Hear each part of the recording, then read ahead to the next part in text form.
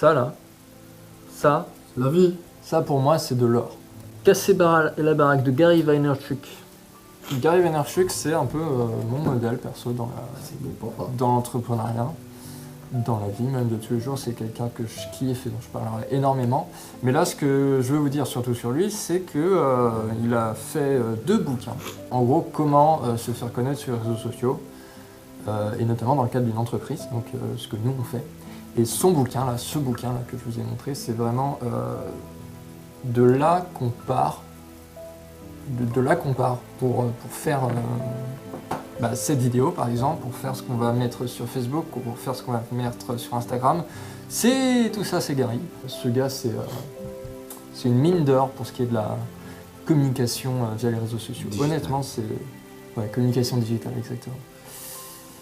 Et puis moi je le kiffe, hein, donc voilà, faut bien que j'en parle un peu parce que je partage. C'est bien. En fait, nous, avec cette caméra, avec ces vidéos que vous voyez, ce qu'on fait, c'est pas, on prévoit pas vraiment à l'avance ce qu'on va filmer, pas nécessairement. C'est plus, déjà, quand on est dans nos vidéos, on filme tout. Et ensuite, on voit ce qu'on peut faire. Mais je me dis pas nécessairement une séance de réunion, ça va faire une vidéo, ça va faire un vlog. Non, pas forcément.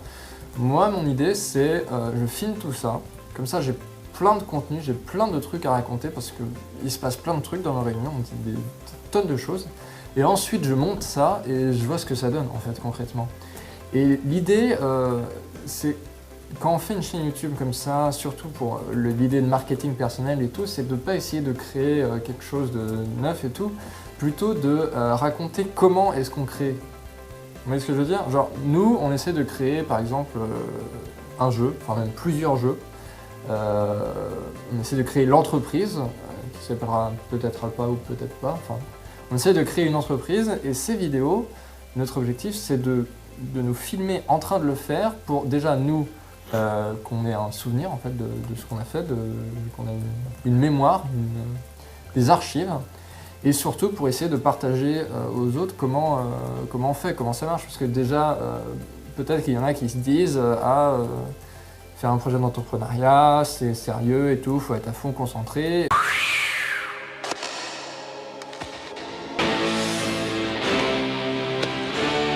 Maintenant ça va chier. Non. Cette phrase. Cette phrase. Ici. Oh, le téléphone. Ne créez pas, enregistrez.